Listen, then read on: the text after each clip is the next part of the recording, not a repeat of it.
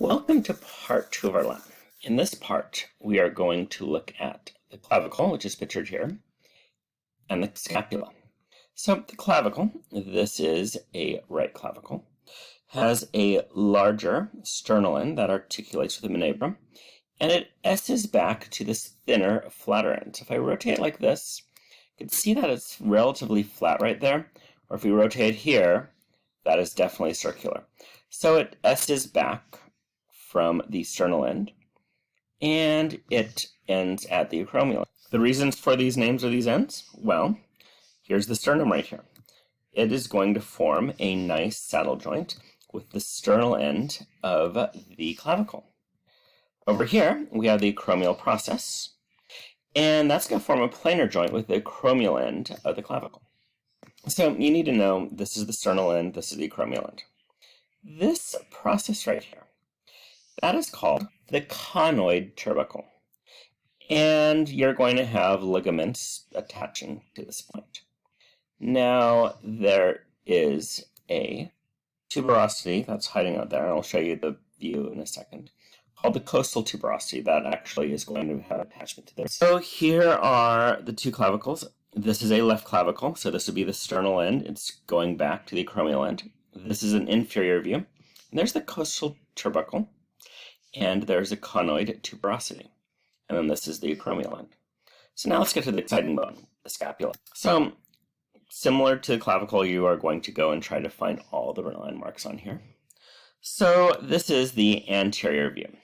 And this is an anterior view of a right scapula. What you can't see me doing is twisting and turning so I'm facing the right directions. Now this red dot is in the subscapular fossa. This is on the anterior surface. The subscapularis attaches there. Now, this is the lateral side. This is the medial side. I know this is lateral because my ball and socket joint is right there. When students put together their skeletons in this lab, they usually, half of them will put the ball and socket joint there. It's like, no, it doesn't work that way. So this border is the medial border. This border is the lateral border. This is the superior angle. That is the inferior angle. So far, so good. Medial and lateral borders, superior, inferior angles, and the subscapular fossa. This process, let's rotate a little bit.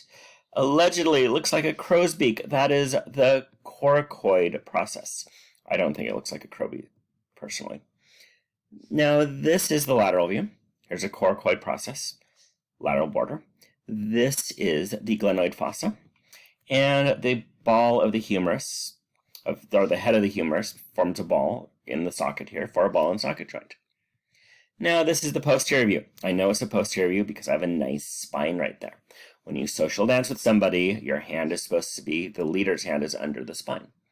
The spine ends in a process called the acromial process, or acromion, and you have 5 zillion muscles attaching on either side of this. You have 5 zillion ligaments attaching to it. So it's a very popular landmark. Now we have two fossas. This fossa underneath is the infraspinous fossa, spine spinous, so infra is below it. And then the supraspinous fossa is above it. So those are the landmarks of the scapula and the clavicle. You could get the names by clicking on these. I forgot to tell you that. So see, click on it. You can also blow it up. So you can blow it up so it's a lot clearer as well. And most of these pictures are going to be from your lab book. So that is what you're doing for part 1. You are finding these landmarks. And then you're going to go and test. So you're going to follow both of these links. They will be on the page for this lab. And basically you are mousing over. Ta-da! That's what that landmark is. So you're going to do both the clavicle and the scapula. I picked a weird view of the scapula just so you could clearly see the supraspinous fossa and the infraspinous fossa right there. This is the anterior view, by the way. Then, when you're done with that, you're going to go to your lab book. And I want you to color the landmarks. I always find coloring is a nice zenful activity. And write the number on that mouse over activity. So the acromial end, go to the which is the acromial end. Do you remember? It's the flatter end, which is that end. It's 2. Oopsie. I need to go fix that.